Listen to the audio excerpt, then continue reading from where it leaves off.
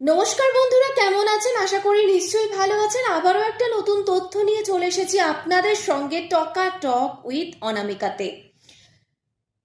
লেবু আর হলুদ জল একসঙ্গে মিশিয়ে কি আপনি খাচ্ছেন রোজ? তবে জানেন কি হচ্ছে? হ্যাঁ, ডায়েটিশিয়ানরা জানাচ্ছেন যে এই ড্রিঙ্ক খেলে আপনার শরীরে আনছে কিন্তু বহু উপকার।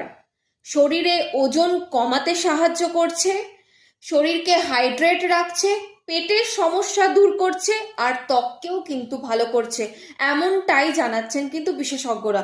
তবে আপনার কোনো বিষয়ে বা কোনো জিনিসে অ্যালার্জি থাকলে সেটা অবশ্যই একজন চিকিৎসকের পরামর্শ নিতে হবে।